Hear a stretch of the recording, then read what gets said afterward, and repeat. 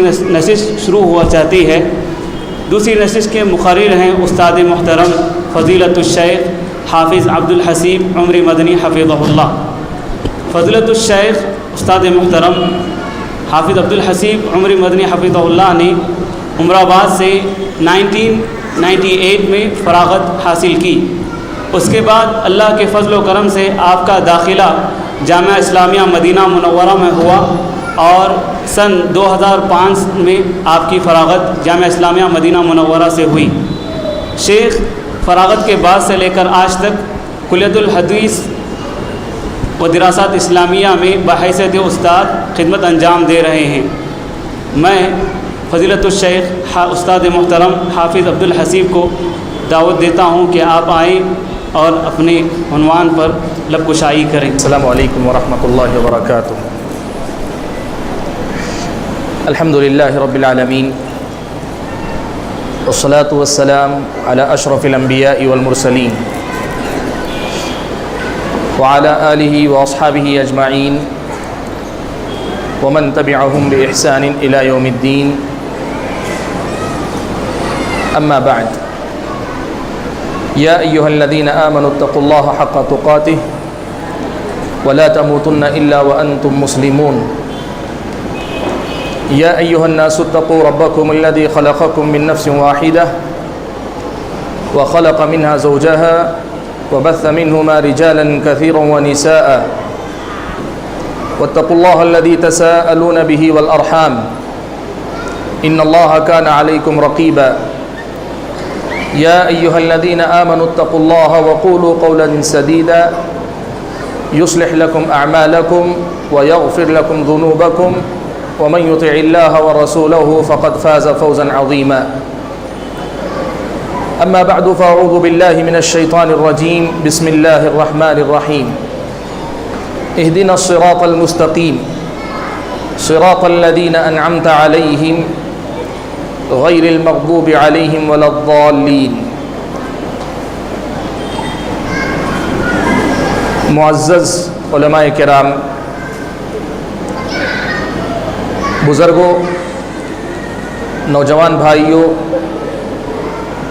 اور پردہ نشین خواتین اسلام، آج کے اس اجلاس میں مجھے آپ حضرات اور خواتین کے سامنے جس عنوان پر گفتگو کرنی ہے وہ عنوان عصر حاضر میں سلفی دعوت ہے۔ اللہ تبارک و تعالی نے حضرت آدم علیہ السلام کو پیدا فرمایا،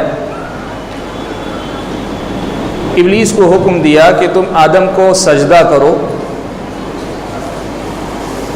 ابلیس نے اللہ تعالیٰ کے حکم کی نافرمانی کی۔ اللہ تبارک و تعالیٰ نے بالآخر آدم اور ابلیس ان دونوں کو مخاطب کرتے ہوئے کہا، قال اهبطا منها جميعا بعضكم لبعض عدو، تم دونوں کے دونوں زمین پر اتر جاؤ، زمین پر تمہیں بھیجا جا رہا ہے۔ بعضكم لبعض عدو، اب تم آپس میں ایک دوسرے کے دشمن ہو۔ فإما يأتينكم مني هدى، پھر اگر تمہارے پاس میری طرف سے ہدایت کا کوئی ذریعہ، کوئی سامان آئے، فمن اتبع ہدائی،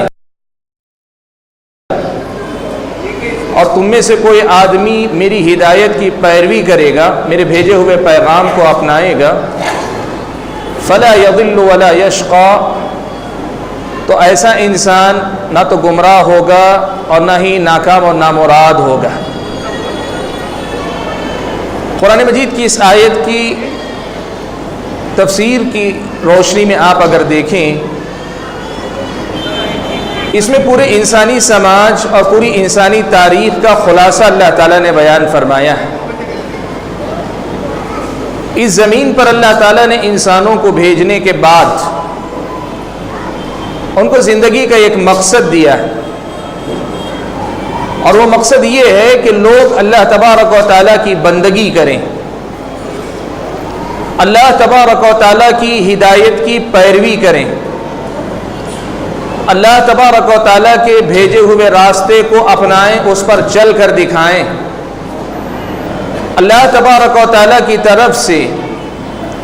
جو انتظام دنیا اور آخرت دونوں ہی جگہ کی کامیابی کے لیے کیا جائے اس کو اختیار کریں،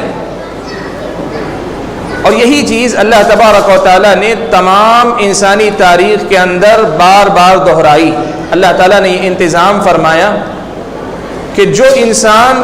اس دنیا میں آتا ہے، جس قوم میں آتا ہے، اس قوم سے اللہ تبارک و تعالیٰ ایک رسول کو بھیجتے ہیں۔ وہ رسول انہیں زندگی جینے کا سلیقہ بھی سکھاتا ہے اور آخرت میں کامیابی اور کامرانی کا راستہ بھی بتلاتا ہے۔ آدم علیہ السلام سے لے کر پیارے نبی محمد صلی اللہ علیہ وسلم تک یہی سلسلہ چلتا رہا۔ اللہ تبارک و تعالیٰ نے مختلف قوموں میں مختلف انبیاء کو بھیجا، رسولوں کو بھیجا۔ جیسے جیسے انبیاء آتے جاتے قوموں کے سامنے دعوت و تبلیغ کا فریضہ انجام دیتے، قبول کرنے والے قبول کرتے، جو لوگ منکر ہوتے اللہ تبارک و تعالیٰ کی طرف سے سزا کے مستحق قرار پاتے، اور پھر اللہ تبارک و تعالیٰ اس قوم کی تاریخ کو آگے بڑھاتے چلے جاتے۔ بھائی یہ مختصر سا تذکرہ میں نے انسانی تاریخ کے حوالے سے آپ کے سامنے کیوں کیا؟ اس لیے کہ جس عنوان پر مجھے آپ کے سامنے گفتگو کرنی ہے، اس عنوان کا ایک بنیادی نقطہ انسانی تاریخ کی اس ساری تفصیل سے جڑا ہوا ہے۔ اللہ تبارک و تعالیٰ نے جتنے بھی انبیاء کو بھیجا، ان انبیاء کی ماننے والی قوموں نے پہلے تو ان انبیاء پہ ایمان لایا، مسلمان ہوئے، ان کے دین کو اپنایا، لیکن ایک مدت گزرنے کے بعد وہ خود اپنے ہاتھوں اپنے دین کے اندر تحریف اور تبدیلی کر بیٹھے۔ نتیجہ کیا ہوا؟ اللہ تبارک و تعالیٰ نے ان لوگوں کی طرف سے جو بھی تحریف اور تبدیلی ہوئی، جب اس مرحلے تک پہنچ گئی کہ اصل دین کی اصل شکل، نبی کا لایا ہوا اصل پیغام اپنی اصلی شکل میں باقی نہیں رہ گیا، اللہ تبارک و تعالیٰ نے پھر ایک نئے نبی کو بھیجا، جو نبی یا تو اسی دین کی تجدید کرتا، اسی دین کی صفائی کرتا، یا پھر اللہ تبارک و تعالیٰ کے حکم کے مطابق کوئی نئی شریعت، کوئی نیا دین لا کر وہ پیش کیا کرتا۔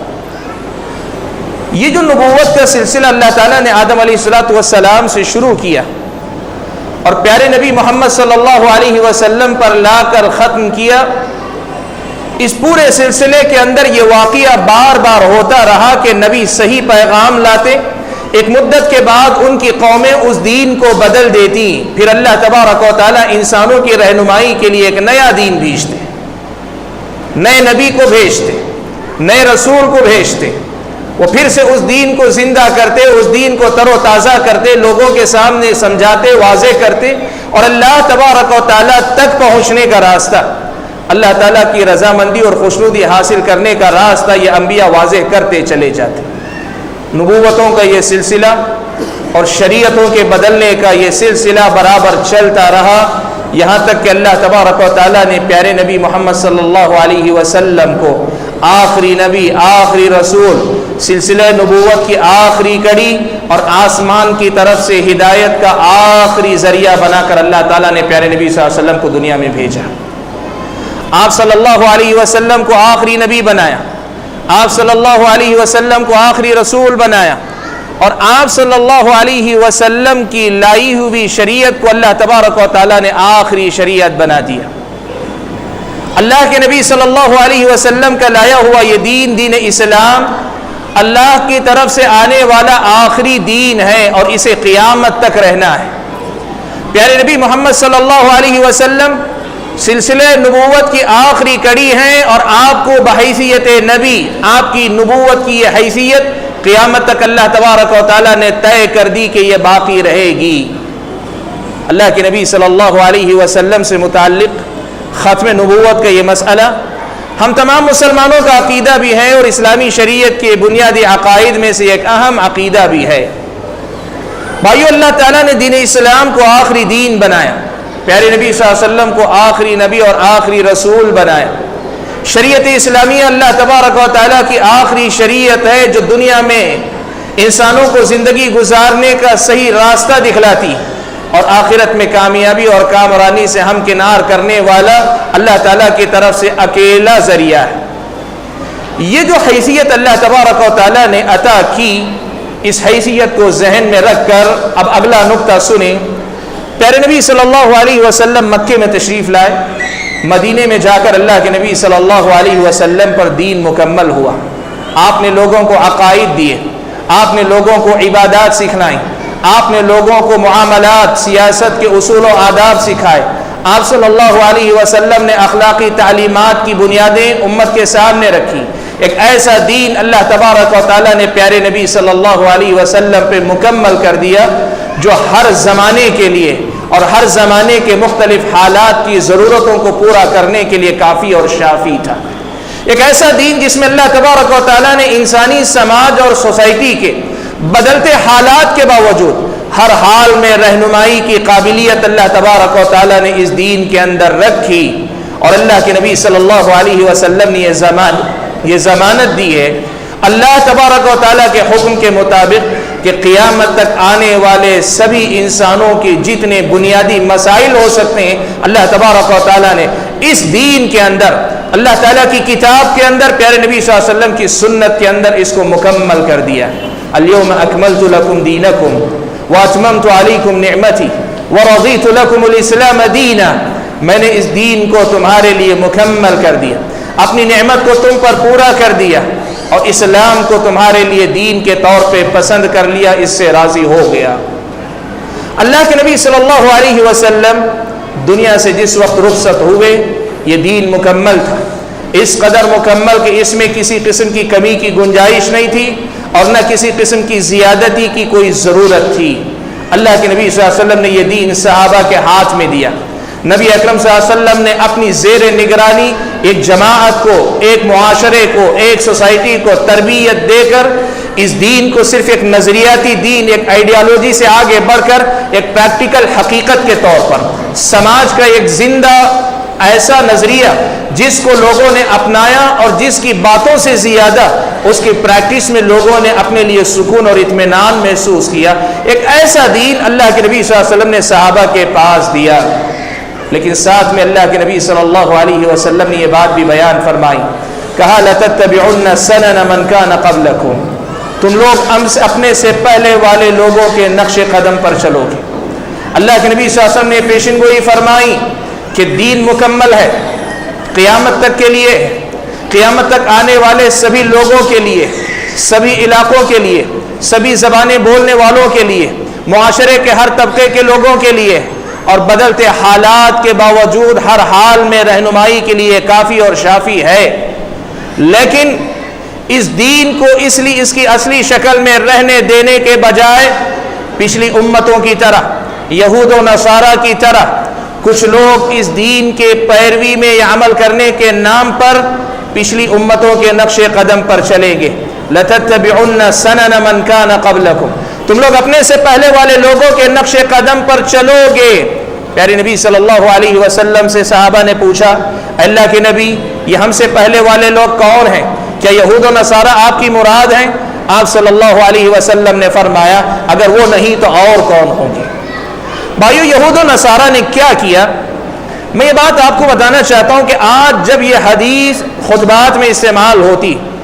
یہود و نصارہ کے نقش قدم پر چلنے کی جب بات ہوتی ہے، بہت سارے لوگ ایسے ہیں جو اسے کلچرل لیول پہ لیتے ہیں، اس کو تہذیبی بنیادوں پہ سمجھنے کی کوشش کرتے ہیں۔ یہود و نصارہ کی پیروی کا مطلب ان کے نزدیک یہ ہے کہ ویسٹرن کلچر کو تم لوگ اپناؤ گے، ان کے انداز کو، ان کے طرز زندگی کو اپناؤ گے، تمہاری زندگی ان کے جیسی ہو جائے گی، اس معنی میں صرف لوگ لیتے ہیں۔ جبکہ پیارے نبی صلی اللہ علیہ وسلم کا مقصود کیا تھا؟ اللہ کے نبی صلی اللہ علیہ وسلم کی مراد کیا تھی؟ آپ صلی اللہ علیہ وسلم نے یہ بات بیان فرمائی، کا حذو القدۃ بالقدۃ، کہا جو پیر کا جو جوتے کا تسمہ ہے ان کے تسمے سے تمہارے تسمے کی برابری ہوگی، یعنی ہو بہو انہی کے نقش قدم پر چلو گے۔ مطلب کیا ہوا؟ جس طرح پچھلی امتوں نے عقائد میں انحراف اب پیدا کیا، جس طرح پچھلی امتوں نے عبادتوں کے اندر غلو کا شکار اپنے آپ کو کیا، جس طرح حلال و حرام کے مسائل کو انہوں نے بدل دیا، جس طرح اخلاق کے سلسلے میں نہ صرف بگاڑ کا شکار ہوئے بلکہ اخلاقی تعلیمات میں اونچ نیچ کا شکار ہوئے کہ غریب اگر کرے جرم تو جرم، مالدار اگر جرم کرے تو جرم شمار نہ کیا جائے۔ انہوں نے جس طرح پچھلی امتوں نے ایمان اور عقیدے سے لے کر عبادتوں سے گزرتے ہوئے معاملات کو اپنا کر حتیٰ کہ اخلاق کو بدل کر رکھ دیا، انبیاء کا جو اصل دین تھا وہ دین اس کی اصلی شکل میں نہ رہنے دے کر اپنی خواہشات، اپنی مرضی، اپنی ثوابدید کے مطابق اس کے اندر تبدیلیاں کرتے چلے گئے۔ پیارے نبی صلی اللہ علیہ وسلم نے فرمایا لَتَتَّبِعُنَّ سَنَنَ مَنْ كَانَ قَبْلَكُمْ، یہ دین آخری دین ہوگا، یہ دین قیامت تک رہے گا، یہ دین ہر زمانے کے حالات کے لیے ہوگا، لیکن اس دین کے پر چلنے کا دعویٰ کرنے والے لوگ پچھلی امتوں کی طرح اس دین کو بھی بدلنے کی کوشش کریں گے اور ان کے نقش قدم پر چلیں گے۔ نتیجہ کیا ہوگا؟ نتیجہ کیا ہوگا؟ پچھلی امتوں نے جب اپنے نبی کی تعلیمات سے انحراف کیا، دین بدل گیا، اصل دین ضائع ہو گیا۔ پچھلی امتوں نے جب اپنے نبی کی تعلیمات میں کمی بیشی کی، دین کی اصل شکل مٹ گئی، غائب ہو گئی، اور صرف انہی کی اپنی باتوں کا مجموعہ بن کر ان کا اپنا دین رہ گیا۔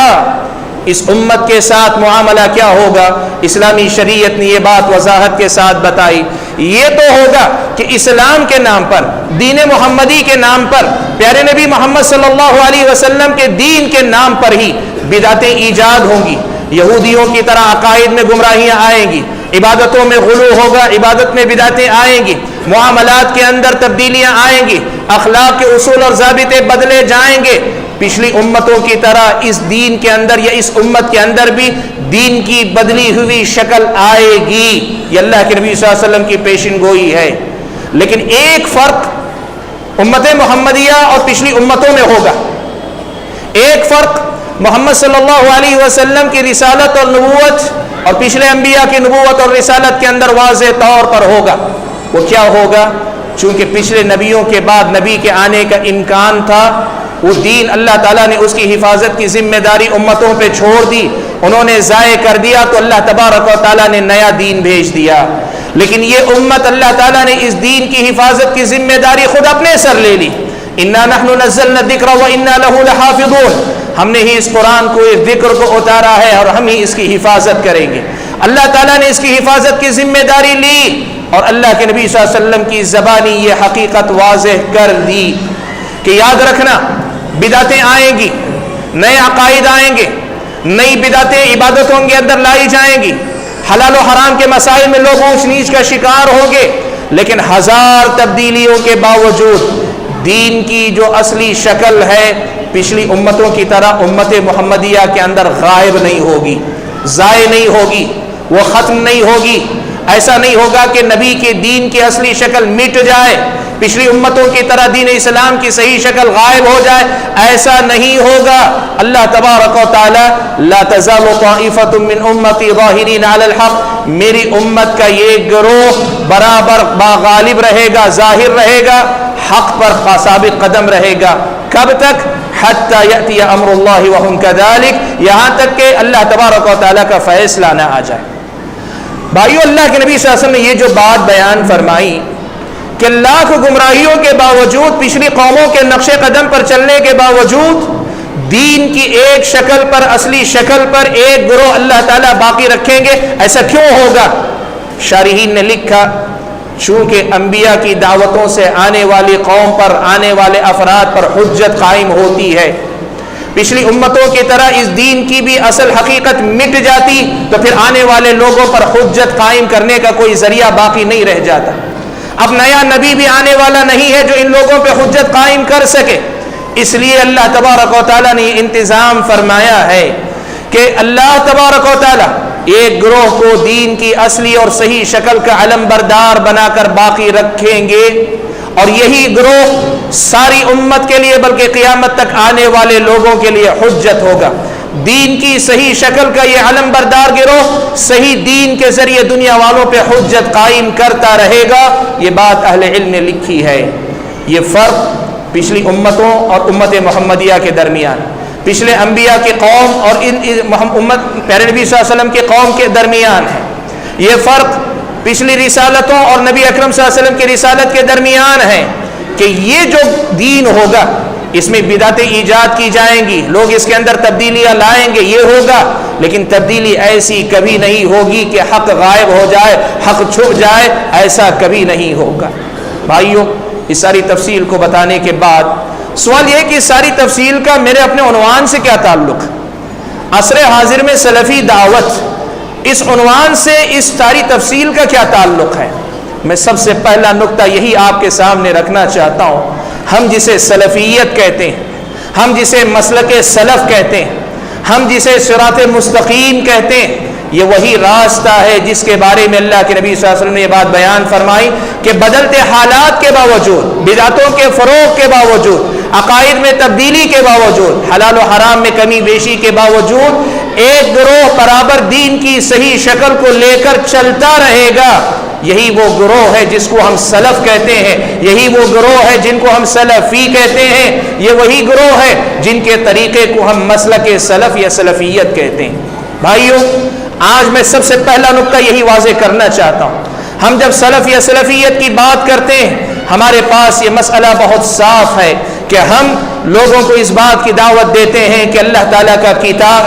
کی کتاب قرآن مجید، اس میں تحریف اور تبدیلی نہیں ہو سکتی. امت کو قرآن سے جوڑا جائے، پیارے نبی صلی اللہ علیہ وسلم کی احادیث،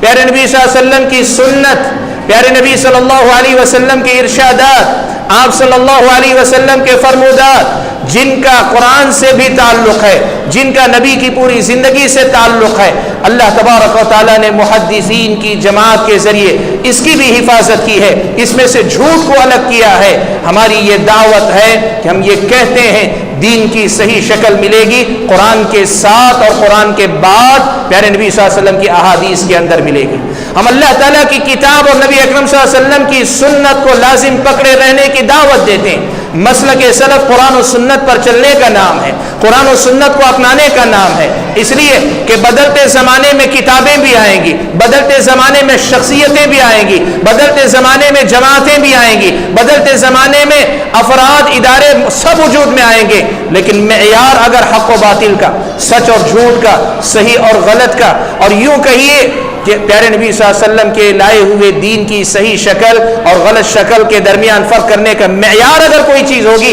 وہ اللہ تعالیٰ کی کتاب اور پیارے نبی صلی اللہ علیہ وسلم کی سنت ہوگی. آج یہ بات کہنے میں کوئی حرج نہیں ہے کہ امت مسلمہ کے سبھی طبقات قرآن و سنت کا نام لیتے ہوں گے، لیکن یہ بات سب جانتے ہیں کہ قرآن و سنت کے نام کے ساتھ کوئی شخصیتوں سے جڑا ہے، کوئی اپنی جماعتوں کے اصول و ضوابط سے جڑا ہے، کوئی کسی اور چیز سے جڑا ہے، کوئی کسی اور چیز سے. قرآن و سنت سے امت کو جوڑنے کی جو دعوت مسلک سلف کے اندر پوری وضاحت کے ساتھ پائی جاتی ہے، اتنی وضاحت کے ساتھ کسی اور راستے میں نہیں پائی جاتی. ہم اس بات کے داعی ہیں کہ اللہ کی کتاب، نبی اکرم صلی اللہ علیہ وسلم کی سنت کو ویسے سمجھا جائے جیسے سلف صالحین نے سمجھا تھا. دین کی تشریح اور تفسیر میں صحابہ کرام رضوان اللہ تعالی اجمعین کے طریقے کو اپنایا جائے. یہ ابتداءً بھی ہونا چاہیے، یعنی آدمی اپنی دین کی سمجھ کو صحیح رکھنے کے لیے بھی اسی سمجھ کو لے کر چلے جو صحابہ کی سمجھ ہے. اور اگر کسی مسئلے میں سمجھ گڑبڑ کا شکار ہو چکی، لوگوں کے درمیان الگ الگ مفاہیم پائے جاتے ہوں، تو ان مفاہیم میں سے، ان مختلف قسم کی سمجھ میں سے صحیح سمجھ کے انتخاب کے لیے بھی مسلک سلف، فہم سلف ہی کی طرف رجوع کیا جائے. ہم اس بات کے داعی ہیں، ہم اس بات کی دعوت لوگوں کو دیتے ہیں کہ سلفیت جس کو کہتے ہیں یہ نہ کسی شخصیت سے جڑے رہنے کا نام، اور میں واضح لفظ میں کہوں، نہ یہ شیخ الاسلام ابن تیمیہ کا نام ہے، نہ یہ شیخ الاسلام ابن قیم کا نام ہے، نہ یہ شیخ الاسلام محمد بن عبد الوہاب رحمہ اللہ کا نام ہے، نہ دیگر علماء کرام کا نام ہے. یہ سب اس دعوت کے ترجمان ہیں، لیکن حرف اخیر نہ یہ ہیں، نہ وہ ہیں، نہ تیسرے ہیں، نہ چوتھے ہیں. ہمارے پاس قرآن و سنت اصل ہے، اور اس کے ساتھ سلف صالحین کی سمجھ اصل بنیاد ہے. اور ہمارا یہ ایمان ہے کہ قرآن و سنت کو کوئی بھی آدمی تعصب سے اوپر اٹھ کر پڑھے گا،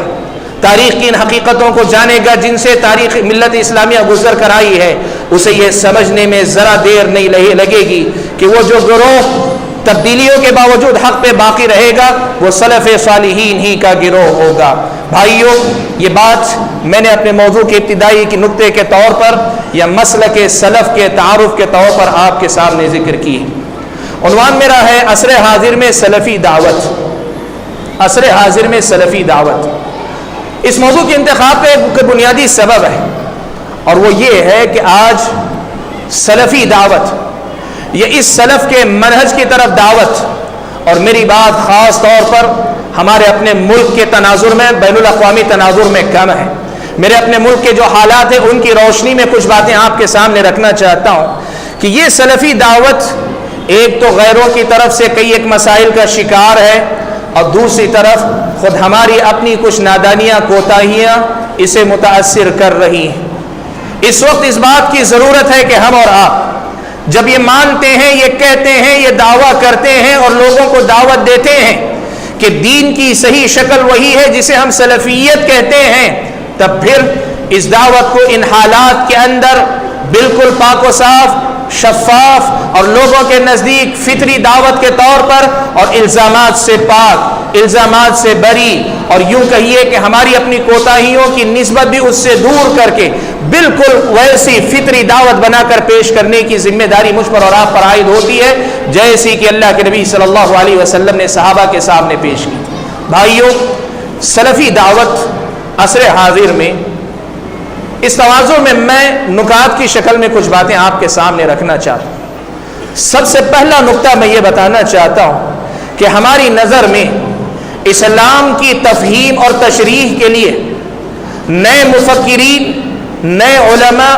یا علماء کی نئی تفسیرات، تشریحات کے بجائے دین کی سمجھ کے سلسلے میں امت کے پرانے طبقے کی طرف لوٹنا ہی اصل میں معیار ہے۔ آج اس وقت دنیا کے اندر ایک بہت بڑی سوچ ہے جو چل پڑی۔ لوگوں میں بہت سارے لوگ ایسے ہیں جو یہ سمجھتے ہیں، کہتے ہیں، لکھتے ہیں، بولتے ہیں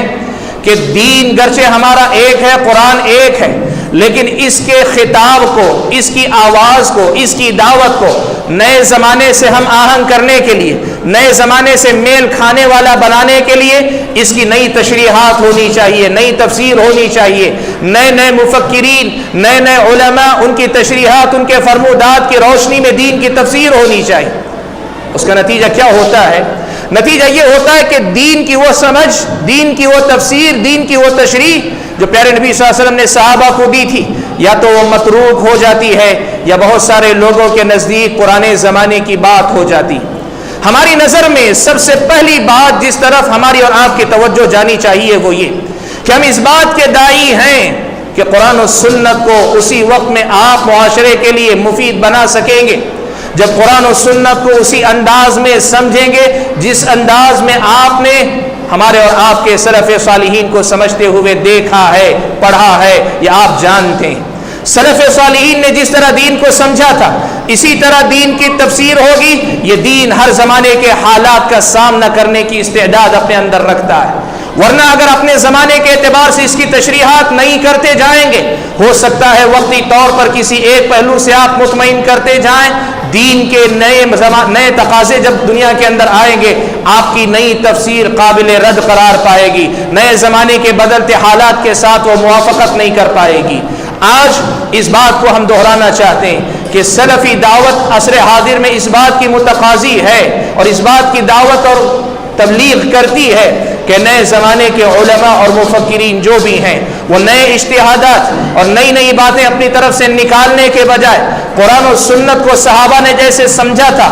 اس سمجھ کو سمجھنے پر محنت کریں، اس سمجھ کو سمجھانے پہ محنت کریں، اس سمجھ کو دنیا کے سامنے لانے پہ محنت کریں۔ اسی کے اندر دہشت گردی کے الزام کا بھی جواب ہے، اسی کے اندر نئے زمانے کے تقاضوں کا جو مطالبہ ہے ان مطالبات کو پورا کرنے کی استطاعت ہے، اس دعوت کے اندر، اس سمجھ کے اندر زمانے کے بدلتے حالات اور نئے زمانے کا جو خطاب ہے اس کے تقاضوں کو پورا کرنے کی صلاحیت ہے۔ اسی لیے سلف صالحین کی یہ مسلسل نصیحت تھی۔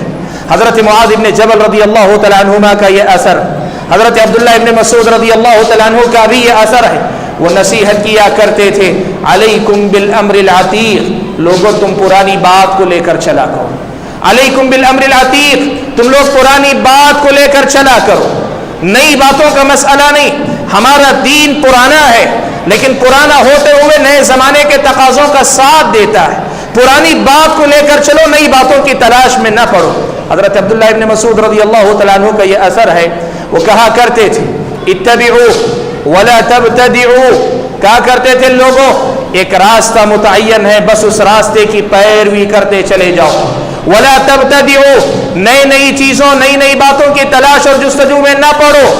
فقد کفیتم، اس لیے کہ اللہ تبارک و تعالیٰ نے اور اللہ کے نبی صلی اللہ علیہ وسلم نے اس دین کی اس قدر وضاحت کر دی ہے کہ اس کی نئی تفسیرات کی ضرورت نہیں، جو تفسیر پہلے ہو چکی ہے وہی ہر زمانے کے حالات کے تقاضے کے مطابق کافی ہے۔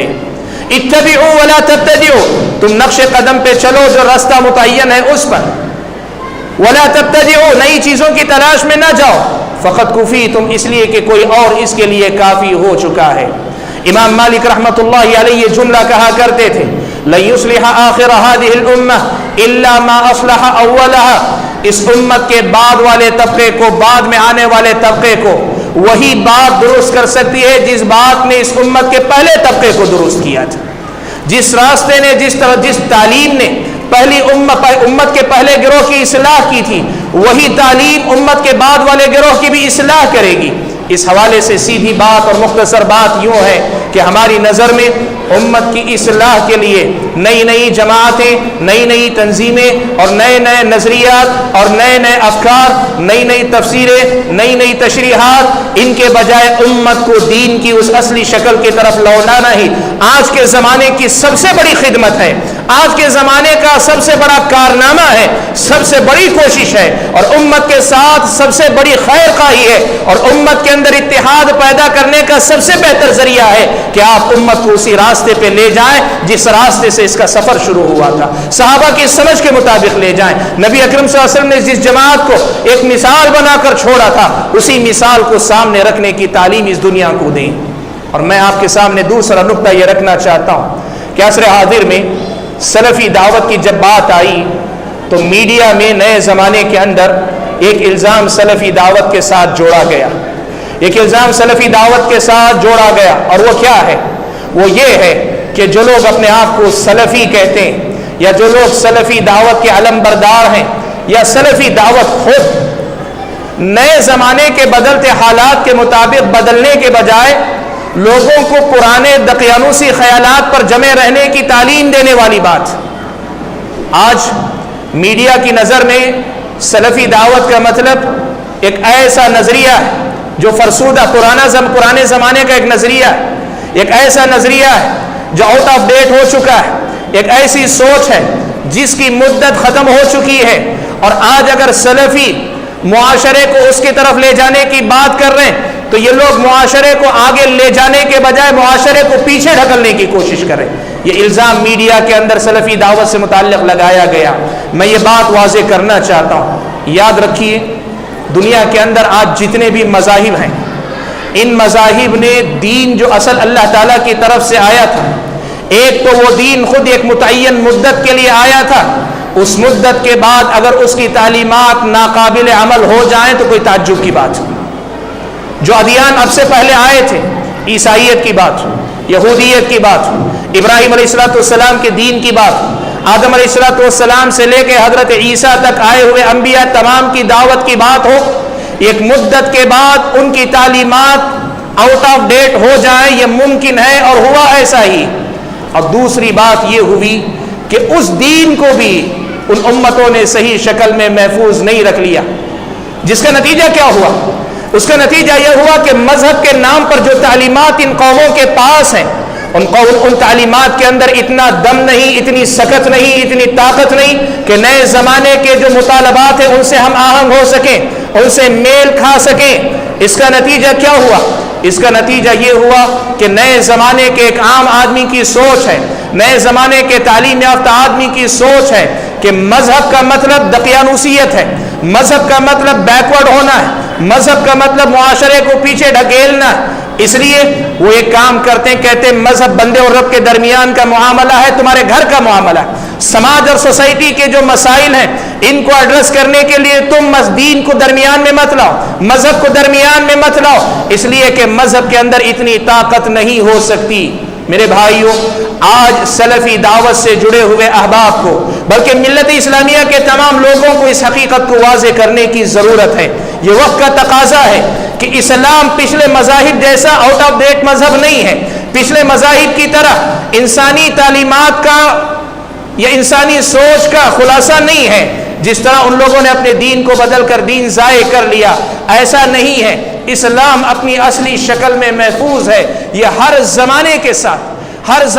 ساتھ چلتا ہے، ہر زمانے کے تقاضوں کو پورا کرتا ہے۔ اور اس سلسلے میں وقت کے جو بڑے علماء ہیں جنہوں نے ہر قسم کے مسائل میں قرآن و سنت کی تعلیمات کی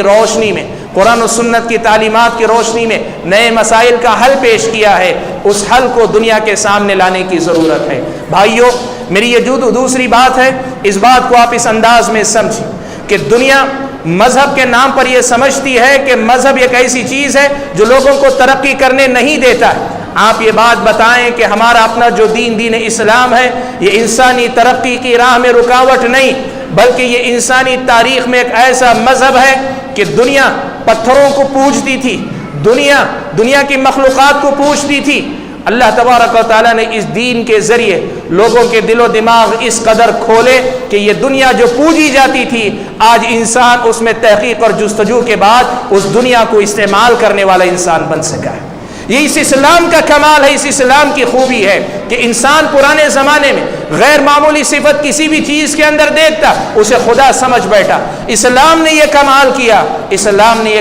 کیا، اور اسلام ہی اصل میں سلفی دعوت ہے، اس لیے کہ نبی اکرم صلی اللہ علیہ وسلم نے جو دین اصل میں دیا تھا، اسی کا نام اصل میں سلفیت ہے اور اسی کا نام اسلام ہے۔ تو دوسرے الفاظ میں سلفی دعوت ہی وہ دعوت ہے جو دعوت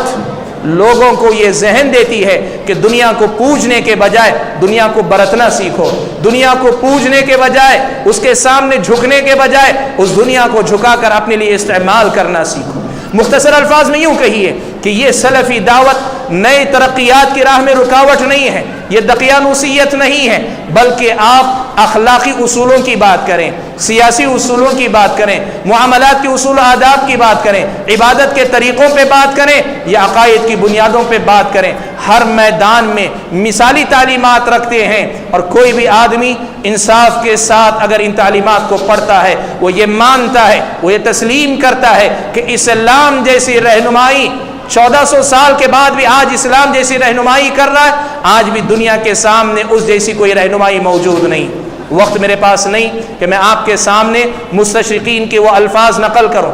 10 نہیں 20 نہیں، سینکڑوں ایسے مغرب کے مفکرین گزرے،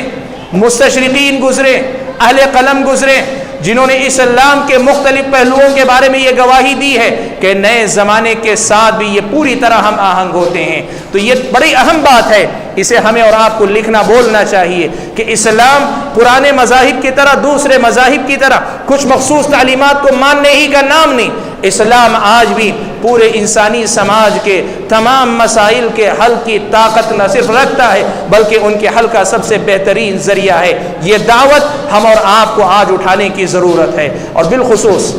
سلفی منہج سے جڑے ہوئے اہل علم، سلفی منہج سے جڑے ہوئے علماء، آپ کو ایک ایسی خصوصیت حاصل ہے کہ آپ اجتہاد کے سلسلے میں یہ موقف رکھتے ہیں کہ اجتہاد کا دروازہ بند نہیں ہوا ہے، اجتہاد کا دروازہ کھلا ہے۔ آپ اجتہاد کے سلسلے میں امتیوں کے اقوال کی طرف رجوع کرنے کے بجائے امتیوں کے اقوال کی روشنی ہی میں لیکن براہ راست قرآن و سنت سے لوگوں کو جوڑنے کی کوشش کرتے ہیں۔ اس طرح آپ نئے مسائل کا جواب دینے کے سلسلے میں جس قدر مؤثر ہدایت اپنے پاس رکھتے ہیں، ایک سلفی مسلک سے جڑا ہوا عالم جس قدر زیادہ واضح موقف رکھ سکتا ہے، دنیا میں کوئی اور نہیں رکھ سکتا۔ اور آج اسلام کو اور سلفیت کو اس الزام سے بری کرنا ہے کہ یہ ترقی کی راہ میں، سماج کی ترقی کی راہ میں رکاوٹ پیدا کرتا ہے، تب پھر ہمیں اور آپ کو آگے بڑھنے کی ضرورت ہے۔ بھائیوں، عصر حاضر میں سلفی دعوت کے تقاضوں میں سے ایک اور تقاضا یہ بھی ہے کہ اسلامی شریعت مجھ کو اور آپ کو بتاتی کہ اسلام کی نظر میں اسلام کی بنیادی تعلیمات توحید اور اتباع سنت، توحید اور اتباع سنت اس دین کی بنیادی تعلیمات۔ مسلک سلف کو یہ امتیازی خصوصیت حاصل ہے کہ یہی وہ جماعت ہے جس نے توحید کی دعوت کو بغیر کسی لاگ لپیٹ کے ہر زمانے میں بلند کیا۔ اتباع سنت کا جو واضح تصور یہ جماعت اپنے پاس رکھتی ہے، سلف کا منہج جس قدر زیادہ اتباع سنت کے سلسلے میں واضح تعلیمات اپنے پاس رکھتا ہے، اس قدر زیادہ واضح تعلیمات کسی اور مسلک اور جماعت کے اندر آپ کو نہیں ملے گی۔ یہ ہماری اور آپ کی پہچان تھی ماضی میں، اور ہماری اور آپ کی پہچان ہونی چاہیے حاضر میں بھی، کہ توحید ہماری زندگی، ہماری دعوت، ہماری اپنی گفتگو کا محور اور بنیاد ہونی چاہیے، اتباع سنت ہماری گفتگو کی بنیاد ہونی چاہیے۔ آج میں اس نقطے کو آپ کے سامنے اس لیے اٹھانا چاہتا ہوں کہ حالات کے روشنی میں، بدلتے حالات کی روشنی میں آج ہم ایک بات بڑی اچھی طرح سے محسوس کر رہے ہیں، اور بڑی شدت کے ساتھ اس کا احساس ہوتا ہے کہ لوگوں کی دیکھا دیکھی، دوسری تنظیموں کی نقالی کرتے ہوئے، دوسرے لوگوں سے متاثر ہوتے ہوئے، کہیں نہ کہیں غیر شعوری طور پر ہی صحیح مسلک سلف سے جڑے ہوئے دعات اور مبلغین دعوت توحید کے سلسلے میں اپنی توجہ اتنی برقرار نہیں رکھ پائے جتنی کہ ماضی میں ہوا کرتی تھی۔ ماضی میں جیسی کچھ دعوت توحید کے سلسلے میں ان کی کوششیں تھی، آج آپ بتائیے توحید کا وہ موضوع ہماری اس امت کے اندر اتنا واضح ہے کہ نہیں ہے؟ آپ یہ بات صاف طور پہ محسوس کریں گے، اتباع سنت کا موضوع ہو یا اللہ تعالیٰ کی وحدانیت اور توحید کا موضوع ہو، آج ہماری اور آپ کی توجہ اس کی طرف سے گھٹتی اور کم ہوتی چلی جا رہی۔ میں واضح الفاظ میں کہوں، کل جب ہم گفتگو کیا کرتے لوگوں کے اندر پائے جانے والے وہ شرک جو مزارات کی شکل میں تھا، جو تصوف کے سلسلوں کے نام پر تھا، یا کسی اور نام پر تعویذ اور گنڈوں کے نام پہ تھا، یا مختلف قسم کے غلط تصورات، اوہام و خرافات کی شکل میں تھا، اس پہ خوب بولا کرتے تھے۔ لیکن پچھلے کچھ زمانے سے دو بڑی تبدیلیاں دیکھنے میں آ رہی ہیں۔ ایک تبدیلی تو یہ ہوئی کہ کچھ احباب نے جب سے غیر مسلموں میں دعوت و تبلیغ کے موضوع کو شروع کیا، بہت اچھا کام کیا، ایک ایسا میدان جو چھوڑا ہوا تھا آپ نے اسے اپنایا، بہت اچھا کام ہے۔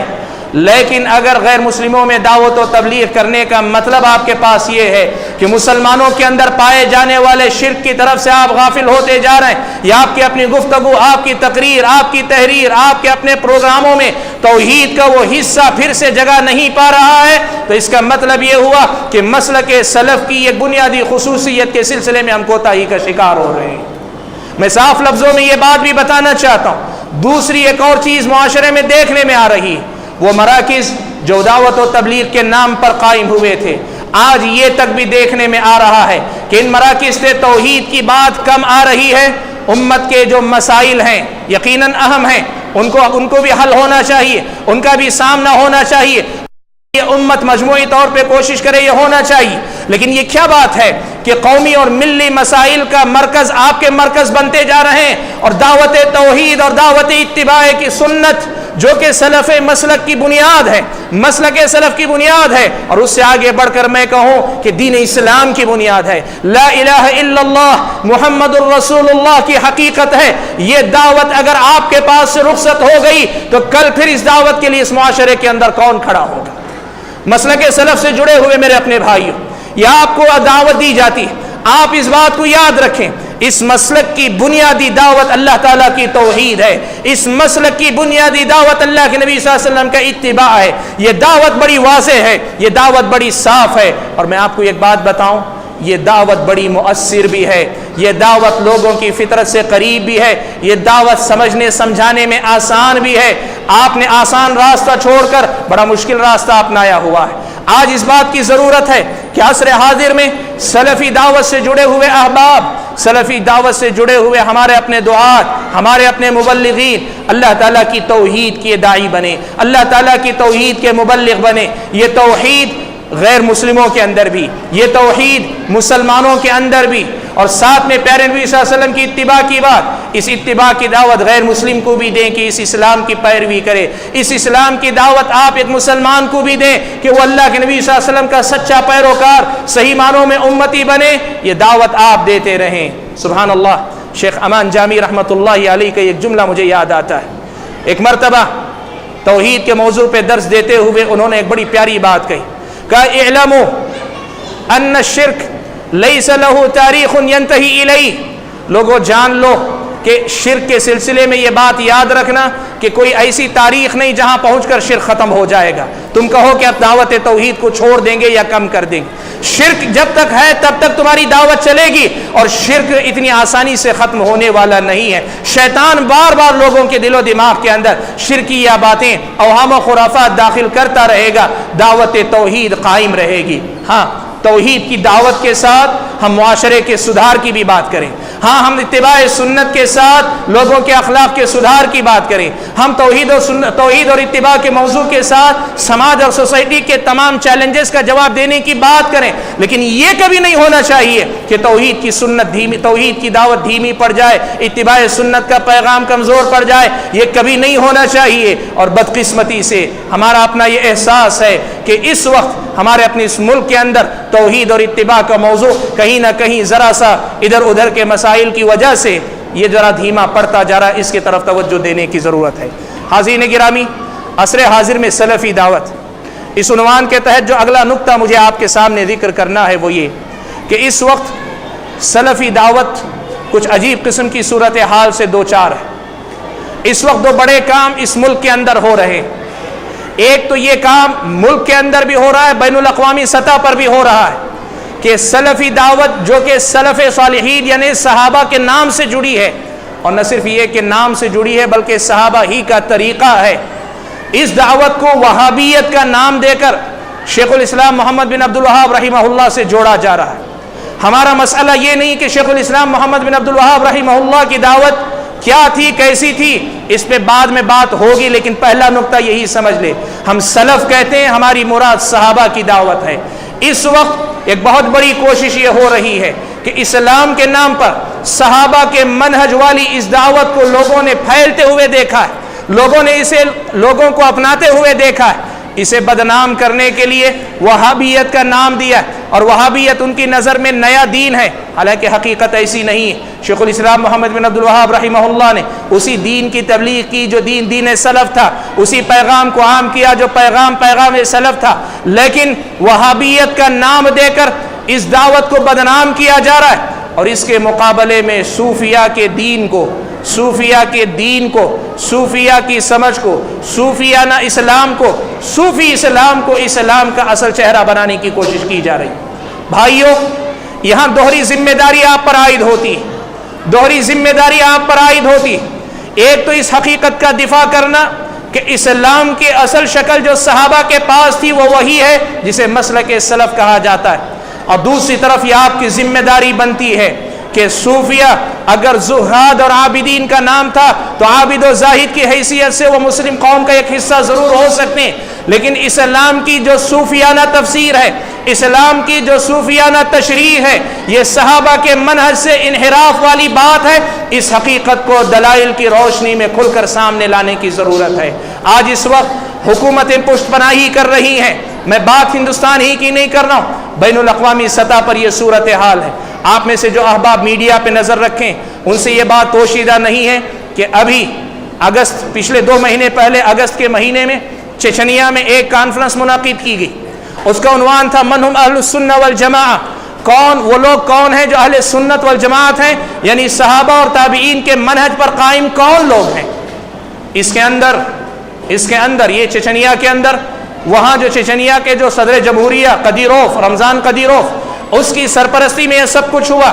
اور اس کے پیچھے روسی حکومت پوری طریقے سے اس کی سرپرستی کر رہی تھی۔ پوری دنیا سے 200 سے زیادہ ایسے علماء کو بلایا گیا جن کے معاشرے کے کسی نہ کسی حصے پہ پکڑ ہے، ان کو بلا کر یہ قرارداد پاس کی گئی کہ یہ لوگ جو اپنے آپ کو سلفی کہتے ہیں یہ وہابی ہیں، یہ اہل سنت والجماعت میں سے نہیں ہیں۔ اہل سنت والجماعت کون ہیں؟ کہا ماتوریدی اور اشعری اہل سنت والجماعت۔ حکومتیں پشت پناہی کر رہی ہیں کہ اسلام کے نام پر اسلام کا جو اصل چہرہ ہے وہ لوگوں کے سامنے نہ آئے، اس کے بجائے صوفیانہ اسلام آئے، اشعری اسلام آئے، ماتوریدی اسلام آئے۔ یہ لوگوں کی کوششیں ہیں۔ ایسی صورت میں آپ کی یہ ذمہ داری بنتی ہے کہ سب سے پہلے آپ اسلام کی اصل شکل جو سلفی دعوت ہے اس کو آپ واضح الفاظ میں بتائیں کہ ہم عام شخصیتوں سے نہیں جوڑنے کی بات کرتے، قرآن و سنت سے جوڑنے کی بات کرتے ہیں، صحابہ کی سمجھ سے جوڑنے کی بات کرتے ہیں۔ اس پیغام کو کھل کر سامنے لانے کی ضرورت ہے۔ اور دوسری طرف صوفیانہ اسلام کے اندر صحابہ کے منہج سے جو انحراف ہے، وحدت الوجود کے نام پہ جو گمراہیاں ہیں، ایسی تمام گمراہیوں کو عوام کے سامنے لانے کی ضرورت ہے۔ یہ عوام بیچاری ہے، یہ عوام بڑی بھولی ہے، یہ عوام حقائق سے واقف نہیں ہے۔ لوگ ان باتوں کو مانتے ہیں جو باتیں زیادہ کہی جاتی ہیں، لوگ ان باتوں کو قبول کرتے ہیں جس کو لوگ زیادہ زور سے بولتے ہیں۔ آپ یاد رکھنا، اسلامی شریعت کے صحیح پیغام کے علمبردار ہونے کی حیثیت سے میری اور آپ کی یہ ذمہ داری بنتی ہے کہ نئے زمانے کے اندر اسلام کی اصل شکل کیا ہے، اسے اصل شکل کی حیثیت سے متعارف کروایا جائے، اور اس سلسلے میں ہم لوگ محنت کیا کریں۔ اور دوسری بات جو نئے زمانے کے حالات میں مجھ کو اور آپ کو دیکھنے میں آ رہی ہے وہ یہ کہ اس سلفی دعوت کو اس ملک ہندوستان کے اندر حکومت کے اشارے پر یا مخصوص تنظیموں کے اشاروں پر خاص طور پہ اس سلفی دعوت کو نشانہ بنایا جا رہا ہے، اسے دہشت گردی سے جوڑا جا رہا ہے، ان کے اداروں کے حساب و کتاب پوچھے جا رہے ہیں، ان کے اداروں کو آنے والے ڈونیشن کے سلسلے میں ڈیبیٹ ہو رہے ہیں، یہ پیسہ کہاں خرچ ہو رہا ہے، کون دے رہا ہے، کیوں دے رہا ہے، اس کے حساب کی بات ہو رہی۔ ہم اس کے خلاف نہیں، ہمیں کوئی ڈر نہیں ہے، ہمیں کسی قسم کی جھجک نہیں، اس لیے کہ شادی نے کہا تھا آرا کے حساب پاکست از محاسبہ چے باک، جس کا حساب و کتاب پاک ہو اسے حساب و کتاب دینے سے کوئی ڈر نہیں ہوتا۔ لیکن سوال یہ ہے کہ یہ کیا وجہ ہے کہ لوگ سلفیوں کے پیچھے ہی ہاتھ دھو کر پڑے؟ میڈیا کا یہ کون سا انصاف ہے کہ سلفی اسلام ہی نشانے پر ہے؟ ایسا کیوں ہے کہ سلفیوں ہی کو سارے نشانے پہ رکھا جا رہا ہے؟ اس ملک کے اندر رہنے بسنے والے ایک تو مذاہب کے نام پر اتنے سارے، باہر ملکوں سے اگر ڈونیشن آ رہا ہے تو یہ ڈونیشن صرف سلفیوں کو نہیں آ رہا ہے، یہ ڈونیشن مسلمانوں سے زیادہ غیر مسلموں کو آ رہا ہے۔ ہمارا مقصد کسی کے ڈونیشن پہ بات کرنا نہیں، لیکن ہم انصاف کی بات کرنا چاہتے ہیں۔ میڈیا سے جڑے ہوئے وہ افراد جو لوگ اپنے آپ کو میڈیا کو جمہوریت کا بنیادی ستون مانتے ہیں، انصاف کے علمبردار مانتے ہیں، ہم ان کو دعوت دیتے ہیں کہ انصاف کے ساتھ معاملہ کیا کرو۔ سلفی دعوت خیر خواہی کی دعوت، سلفی دعوت اصلی اسلام ہے، سلفی دعوت صحیح اسلام کی شکل کا نام ہے۔ اگر آپ کی سمجھ میں یہ نہیں آ رہا ہے یا کسی نے آپ کو غلط سمجھایا ہے، اسے سمجھنے کی کوشش کرو، اور اگر کوئی بات تمہاری سمجھ میں نہیں آ رہی ہے تو آؤ، سمجھ جانے والے موجود ہیں، وہ تمہیں سمجھائیں گے، اور جب سمجھ میں آ جائے قولوا قولا سدیدا، سیدھی بات کہو، سچی بات کہو، انصاف کی بات کہو۔ غلط بیانی سے غلط گمانی جنم لیتی ہے، اور بدگمانی سے ظلم و زبردستی کا دروازہ کھلتا ہے، یہیں سے بدامنی پیدا ہوتی ہے۔ سماج کے ایک صالح عنصر کے متعلق، سماج کے ایک اچھے طبقے کے خلاف اس قسم کی میڈیائی دہشت گردی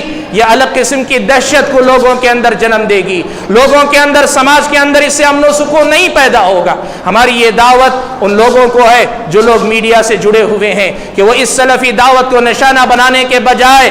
جو لوگ غلط ہیں، غلط لوگوں کو نشانہ بنائیں۔ یہ کیا وجہ ہے کہ سلفی اداروں کو تعجب کی بات یہ ہے کہ میڈیا سے جڑے ہوئے افراد ڈھونڈ کر انہی اداروں تک پہنچتے ہیں جن اداروں کے پاس ایف سی آر ہے، فارن سے ڈونیشنز لینے کی استطاعت موجود ہے۔ یہ ساری باتیں ہمارے سامنے اس حقیقت کو واضح کر رہی ہیں کہ اس کے پیچھے یقیناً حکومت کی اپنی ہو سکتا ہے ایجنسیاں وغیرہ ساتھ دے رہی ہو، جس کے نتیجے میں اس دعوت کو نشانہ بنایا جا رہا ہے۔ ہم یہ دعوت دینا چاہتے ہیں کہ ہمارے پاس لگی چھپی کوئی بات نہیں، جو بات ہے کھلی ہے۔ ہم امن و سلامتی کے پیامبر ہیں، ہم نے اس معاشرے کو ہمیشہ امن و سکون کی دعوت دی ہے۔ مختصر الفاظ میں، اسلام اگر سلامتی ہے، اور آپ نے سنا مجھ سے پہلے ہی کہ اسلام سراپا سلامتی کا نام ہے، سلفیت اسی اسلام کا نام ہے۔ اگر اسلام کے سلسلے میں آپ کو کوئی شک و شبہ نہیں، سلفی دعوت سے متعلق بھی آپ کو کوئی شک و شبہ نہیں ہونا چاہیے۔ بھائیوں، ان حالات کے اندر دو چار باتیں میں اپنے سلفی بھائیوں اور بہنوں سے بھی کہنا چاہوں گا۔ آپ کی اور میری یہ ذمہ داری بھی بنتی ہے۔ سب سے پہلے بھائیوں دیکھو، چاہے حکومتیں کوشش کریں یا میڈیا کوشش کرے یا کچھ جماعتیں مسلمانوں کے اندر سے کوشش کریں یا کوئی اور کوشش کرے، اللہ کا فضل و کرم ہے، حالات سلفی دعوت کے حق میں اتنے برے آج نہیں ہوئے جتنے برے آج سے پہلے سلفی دعوت کو دیکھنے پڑے۔ اللہ کا فضل و کرم ہے کہ ہمارے لیے مسائل پیدا کیے گئے، لیکن اس کے باوجود اللہ تعالیٰ نے اتنی مدد کی کہ وہ بری حالت آج بھی ہمارے سر پہ نہیں آئی جو ہمارے اسلاف دیکھ چکے ہیں۔ ہمارے اسلاف اس سے زیادہ برے حالات سے ابھر کر سامنے آئے۔ آپ کو پتہ ہے فتنہ خلق قرآن جب وجود میں آیا تھا، نوبت یہ آ چکی تھی کہ کوئی آدمی صحیح عقیدے کے قرآن اللہ تعالیٰ کا کلام ہے، اللہ کی صفت ہے، یہ مخلوق نہیں، یہ کہنے کی ہمت نہیں کر پاتا تھا۔ علماء کو اتنا قدر مجبور کیا گیا غلط عقیدہ ماننے پر کہ علماء نے رخصت کے راستے اختیار کر لے۔ امام احمد بن حنبل رحمۃ اللہ علیہ چٹان بن کر کھڑے رہے، اکیلے کھڑے رہے، اور پھر اللہ تبارک و تعالیٰ نے وہ مدد کی کہ ساری قوم ایک طرف ہونے کے باوجود امام احمد بن حنبل رحمۃ اللہ علیہ کا جو موقف صحیح تھا وہی موقف پھر سے اہل سنت والجماعت کا موقف قرار پایا۔ آج اللہ کا فضل و کرم ہے کہ اس دعوت کو لے کر کھڑے ہوئے دعات امام احمد بن حنبل رحمۃ اللہ علیہ کی طرح یکا اور تنہا نہیں ہے۔ آج حالات اتنے خراب نہیں ہوئے، مایوس ہونے کی ضرورت نہیں۔ آج آپ کے سامنے میں مثال دینا چاہوں گا۔ آپ کو اس سے پہلے تاریخ یاد اگر ہو، شیخ الاسلام محمد بن عبد الوہاب رحمۃ اللہ علیہ نے جب عرب کی سرزمین پہ دعوت و تبلیغ کا کام شروع کیا تھا، حالات اس قدر زیادہ خراب تھے، شرک کو شرک کھلے الفاظ میں بول نہیں سکتے تھے، شرک کو شرک کھلے الفاظ میں بول نہیں سکتے تھے۔ صورتحال یہ تھی کہ وہ مزارات کے پاس جاتے، وہاں کوئی آدمی آ کر کہتا اے بابا مجھے فلاں چیز دے دے، شیخ الاسلام محمد بن عبد الوہاب رحمۃ اللہ علیہ کھڑے ہو کر کہا کرتے اللہ اقدر علی ذلک، تم جس سے مانگ رہے ہو اس کے مقابلے میں اللہ تبارک و تعالیٰ دینے پر زیادہ قدرت رکھتا ہے۔ دعوت کا یہ انداز اختیار کرنے پہ وہ مجبور تھے۔ دو ٹوک شرک کہنا بھی شروع میں مشکل تھا، شروع میں دعات اور مبلغین کو ایسے حالات بھی دیکھنے پڑے، لیکن اللہ کا کرم ہے کہ یہ دعوت اللہ کے فضل و کرم سے پھر سے دنیا کے اندر عام ہوئی۔ خود اس ملک کے اندر قرآن و سنت کی دعوت اس قدر اجنبی ہو چکی تھی، حالانکہ قدیم تاریخ اسی دعوت کی ہے، لیکن ماضی میں درمیان میں ایسے حالات بھی آئے۔ میں آپ کو بتاؤں، مہاراشٹر کا ایک واقعہ میرے سامنے ہے کہ ایک داعی اور مبلغ قرآن و سنت کی دعوت لے کر پہنچتے ہیں، لوگوں کو سنانا چاہتے ہیں، سننے کے لیے تیار نہیں، وہ اس بستی کے مکھیا کو تلاش کرتے ہیں، اس بستی کا جو سب سے بڑا آدمی اسے تلاش کرتے ہیں۔ بتایا جاتا ہے کہ وہ کھیت میں موجود ہیں، کھیت میں پہنچتے ہیں، اس سے کہتے ہیں میں تمہیں کچھ سنانا چاہتا ہوں، سن لو۔ وہ کہتا ہے میرے پاس فرصت نہیں کہ تمہاری بات سن سکوں۔ کہا کہ نہیں، میں درخواست ہے اللہ کے نبی کی حدیث سناؤں گا اور کچھ نہیں سناؤں گا۔ وہ کہتا ہے میرے پاس وقت نہیں۔ کہتا ہے اچھا آپ کو کام کیا ہے؟ کہا مجھے ہل جوتنا ہے، مجھے اپنا کھیت جوتنا ہے، ہل چلانا ہے۔ وہ یہ کہتے ہیں کیا ایسا ہو سکتا ہے کہ آپ کھیت میں ہل چلاتے رہیں، میں آپ کے ساتھ ساتھ چلتے ہوئے آپ کو حدیث رسول سناتا جاؤں، صحیح بخاری پڑھ کے آپ کو سناتا جاؤں؟ کہا یہ تو ہو سکتا ہے میں اپنا کام کرتا رہوں، تو آپ اپنا کام کرتے رہے۔ سبحان اللہ میرے بھائیو، آج وہ حالات نہیں، آج اللہ کا فضل و کرم ہے، لوگ آپ کی بات سننے کے لیے تیار ہیں۔ ہمارے اسلاف نے یہ محنت کی، وہ آدمی اپنے کھیت میں ہل چلا رہا ہے اور ہل چلانے والے کے پیچھے صحیح بخاری لیے ہوئے پڑھتے جا رہے ہیں، سناتے جا رہے ہیں، سناتے جا رہے ہیں۔ آپ سوچیں کیسا زمانہ تھا، حق بات سنانے کا موقع تک نہیں ملتا تھا۔ یہ اللہ کا فضل و کرم ہے، حالات کے بگڑنے کے باوجود حالات اتنے نہیں بگڑے جتنے کہ پہلے بگڑے تھے۔ اس لیے میرے بھائیوں، حالات سے مایوس ہونے کے بجائے آگے بڑھنے کی ہمت اور حوصلہ کیجئے، آگے بڑھنے کی کوشش کیجئے، اللہ تبارک و تعالیٰ کی مدد آپ کے اور میرے شامل حال ہوگی۔ حاضرین گرامی، دوسری بات جو اس حوالے سے میں آپ کے سامنے کہنا چاہوں گا وہ یہ کہ میڈیا میں جو کچھ سلفیوں کے متعلق کہا جا رہا ہے، کیا جا رہا ہے، اس سلسلے میں کافی چیزوں پہ غور کرنے اور بعض اہل علم سے تبادلہ خیال کے بعد دو چار باتیں بطور مشورہ آپ کے سامنے رکھنا چاہتے ہیں۔ بھائیوں، میڈیا کے وہ چینل جو آپ کو مدعو کرتے ہیں تاکہ آپ سلفیوں کی نمائندگی کر سکیں، اگر وہ آپ کو اس کی اجازت نہیں دیتے کہ آپ اپنے موقف کو واضح الفاظ میں رکھ سکیں، تب پھر آپ کا وہاں جانا سلفی دعوت کے لیے نقصان پہنچانے والی بات۔ آپ کا ایسے چینل پہ جانا جہاں آپ بولتے ہیں آپ کی بات کاٹ دی جاتی، آپ پر کیے گئے اعتراض کا آپ جواب دینا چاہتے ہیں، جواب دینے کا موقع نہیں دیا جاتا، ایسے چینل پہ جا کے جواب دینے کے بجائے آپ اس عوام کو مخاطب کیجئے، آپ اس عوام کا سامنا کیجئے۔ میڈیا پہ جا کر آپ کی حاضری وہ درج کروا لیتا ہے اور تاثر بالآخر وہی دیتا ہے جو اسے دینا ہے۔ ڈبیٹ سے پہلے نتیجہ طے ہوتا ہے، ڈبیٹ سے پہلے اس کے سامنے ٹارگٹ طے ہوتا ہے کہ لوگوں کے دماغ میں کون سی بات بٹھانی۔ ایسے ڈبیٹ میں، ایسی مجلسوں میں شریک ہونا اور سلفی دعوت کی نمائندگی کرنے کی بات کرنا یہ درست نہیں ہے۔ اس لیے ہماری یہ درخواست ہے ان بھائیوں سے، ان ذمہ داروں سے جو اس قسم کے ڈبیٹ میں جانا چاہتے ہیں کہ بجائے اس کے ڈبیٹ میں شریک ہوں، اس کے بجائے دعوت اپنا پیغام اس عوام تک پہنچانے کی کوشش کریں۔ جو شبہ وہ اٹھاتے ہیں آپ ان عوام تک اپنا جواب پہنچانے کی کوشش کریں۔ اور خاص طور پر دوسری اہم بات یہ بھی کہ کئی مرتبہ ایسا ہوتا ہے کہ پروگرام ریکارڈ ہو جاتا ہے لیکن جب دکھایا جاتا ہے تو اس میں ایڈیٹنگ اتنی کی جاتی ہے کہ کہی ہوئی بات جیسی کہی گئی ویسی نہیں رہتی۔ ایسی صورت میں جلد بازی کر کے سلفیوں کی نمائندگی کے نام پر ایسے چینلوں پہ جانا یا ایسے چینل والوں کو انٹرویو دینا یہ دراصل غیر شعوری طور پر اپنی دعوت کو نقصان پہنچانے والی بات۔ اس سلسلے میں ضرورت اس بات کی ہے کہ افراد اپنی طرف سے کارروائی مت کریں، چھوٹے موٹے مرکز سینٹر یا اپنی طرف سے کچھ عالم علماء اپنی طرف سے آگے بڑھ کے نہ جائیں۔ اس سلسلے میں سلفیوں کی طرف سے اجتماعی کوشش ہونی چاہیے، جو مسائل اٹھائے جاتے ہیں اس سلسلے میں اجتماعی طور پر موقف طے کر کے پیش کیا جانا چاہیے، یہی ہو، اس کے بغیر ہم اس طوفان کا مقابلہ کرنے میں ناکام ہو جائیں گے۔ اللہ نہ کرے ایسا ہو سکتا ہے کہ ہماری گفتگو جو ادھوری رہ جائے یا ہماری گفتگو جو پوری نقل نہ کی جائے وہ اس دعوت کو بدنام کرنے کا ذریعہ بن جائے، لوگ اس سے فائدہ اٹھا لیں اور سلفیوں کو بدنام کرنے میں کامیاب ہو جائیں۔ حاضرین گرامی،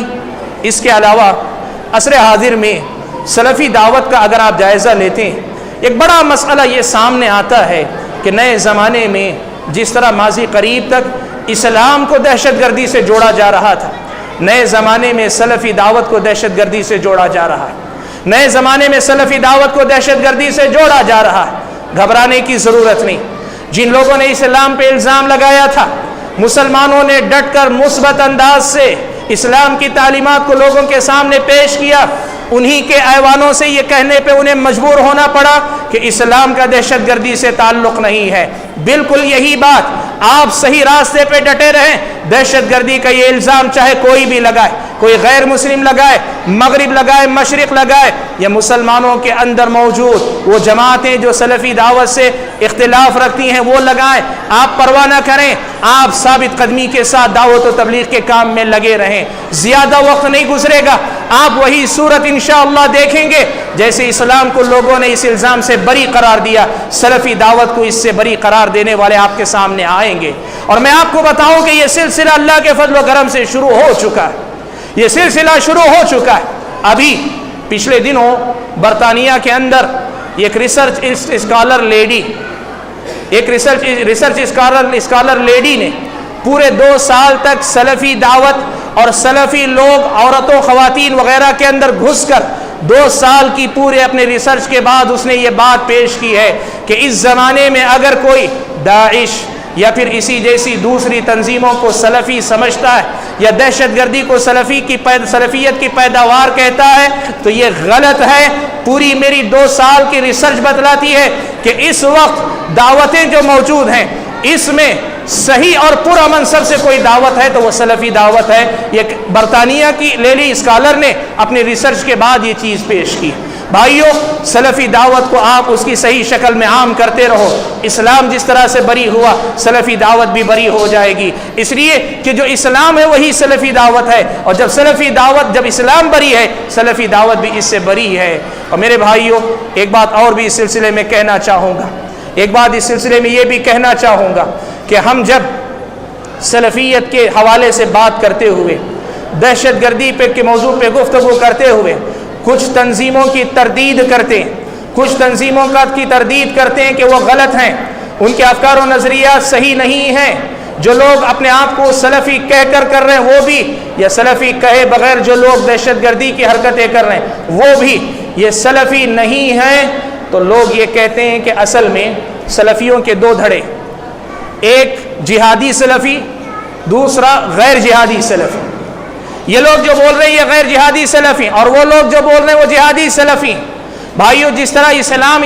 ہے، جہادی اسلام غیر جہادی اسلام نہیں ہے، بالکل اسی طرح سلفیت صرف سلفیت ہے، اس میں جہادی اور غیر جہادی کی کوئی تقسیم نہیں ہے۔ اسلام کی نظر میں جہاد اگر اس کے اصول اور شرائط کے مطابق ہوگا وہ اسلامی جہاد ہے، وہ سلفی جہاد ہے۔ اور اگر اسلامی تعلیمات کی روشنی میں اگر کوئی ایسی حرکت کرے جسے وہ جہاد کہتا ہو لیکن اسلام اس سے موافقت نہیں کرتا، وہ اسلام کی نظر میں جہاد نہیں ہے، وہ سلفی دعوت کی نظر میں جہاد نہیں ہے۔ یہ جو تقسیم لوگوں نے کی ہے، یہ جہادی اسلام غیر جہادی اسلام، وہ بھی ایک غلط فہمی کا نتیجہ۔ وہ کیا سمجھتے ہیں؟ ہر آدمی جیسے ہندوؤں کے پاس ہے کہ کوئی عقیدہ طے نہیں، جو اپنے آپ کو ہندو کہے وہ ہندو۔ اب اس کے بعد پھر طے ہوتا ہے کہ ایک متشدد قسم کا قوم پرست ہندو اور ایک نارمل ہندو۔ لوگ سمجھتے ہیں کہ جس طرح ہندو مت میں یہ طاقت نہیں ہے کہ وہ ان میں اور ان میں فرق کر سکے، لوگ سمجھتے ہیں کہ اسلام یا سلفیت میں بھی یہ طاقت نہیں ہے۔ نہیں، اسلام اور سلفیت ایک طے شدہ دعوت ہے۔ جو اس سے موافقت کرے گا وہ سلفی ہے، جو اس سے اختلاف کرے گا وہ سلفی نہیں ہے، چاہے اپنے آپ کو وہ سلفی کہتا ہو۔ اس کی روشنی میں یہ بات بہت صاف ہے، جتنی یہ تنظیمیں ہیں جن کا نام ہم نے بارہا لیا بھی ہے، کہا بھی ہے، جو دہشت گردی میں ملوث ہیں، ان کا سلف سے تعلق نہیں، سلف کے منہج سے تعلق نہیں، سلفیت سے تعلق نہیں۔ جس طرح اسلام کے لفظ جہاد کو لے کر کچھ لوگ غلط حرکتیں کرتے ہیں، بالکل اسی طرح ابن تیمیہ کا کوئی جملہ لے کر یا پھر کسی عالم کا کوئی قول لے کر غلط حرکت کرے، اس کی ذمہ داری اس منہج پہ ہرگز نہیں آتی ہے۔ حاضرین گرامی، دہشت گردی کے حوالے سے یہ بات ضروری تھی آپ کے سامنے واضح کی جائے۔ اگلی بات جو عصر حاضر میں سلفی دعوت کے حوالے سے میں کہنا چاہتا ہوں وہ یہ، میرے بھائیوں، نیا زمانہ وسائل کا زمانہ ہے، انٹرنیٹ کا زمانہ ہے، واٹس ایپ کا زمانہ ہے، فیس بک کا زمانہ ہے، اور یوں کہیے کہ جو ہے وسائل جتنے اللہ تعالیٰ نے فراہم کیے ان سب کا زمانہ ہے۔ ان وسائل کے زمانے میں میں یہ سمجھتا ہوں کہ سلفی دعوت کے لیے ان کا وجود ایک بہت بڑی نعمت تھی، اللہ تعالیٰ کی طرف سے ایک بہت بڑی نعمت۔ بھائیو، اللہ کے نبی صلی اللہ علیہ وسلم جب دعوت و تبلیغ کا فریضہ انجام دے رہے تھے، مکہ کے مشرکوں نے یہ کام کیا تھا، وَقَالَ الَّذِينَ كَفَرُوا لَا تَسْمَعُوا لِهَذَا الْقُرْآنِ وَالْغَوْا فِيهِ لَعَلَّكُمْ تَغْلِبُونَ۔ انہوں نے یہ طریقہ اپنایا تھا، جب رسول قرآن پڑھتے لوگ کہتے چیخو پکار کرتے تاکہ لوگ سن نہ سکے۔ جو لوگ مکہ میں آتے ان سے کہا جاتا اس کے پاس مت جاؤ، وہ جادوگر ہے، وہ شاعر ہے، لوگوں کو روکا جاتا کہ نبی اکرم صلی اللہ علیہ وسلم کو نہ سنیں۔ میرے بھائیوں، ماضی قریب تک سلفی دعوت کے سامنے یہ صورتحال تھی کہ لوگ اہل حدیث کا نام سن کر، سلفی کا نام سن کر، قرآن و سنت کا نام سن کر ایسا ذہن ان کا بنایا گیا تھا، اس نام کے سننے کے ساتھ وہ غائب ہو جاتے، وہ آپ کی بات سننے کے لیے تیار نہیں ہوتے تھے۔ لیکن اللہ کا فضل و کرم ہے کہ ان وسائل نے اس بات کو ممکن بنایا ہے کہ وہ اگر آپ تک نہیں پہنچتے، لیکن ان وسائل نے آپ کی بات کو ان تک پہنچانا شروع کر دیا۔ نئے زمانے کے یہ نئے امکانات سلفی دعوت کے سلسلے میں بڑے مفید ہیں۔ میں یہ بات آپ کو بتانا چاہتا ہوں کہ ان وسائل کو استعمال کر کے اس دعوت کو صحیح شکل میں لوگوں تک پہنچانا عصر حاضر میں سلفی دعوت کا بڑا اہم تقاضا۔ عصر حاضر میں سلفی دعوت سے جڑے ہوئے احباب کی بڑی ذمہ داری ہے کہ اس نئے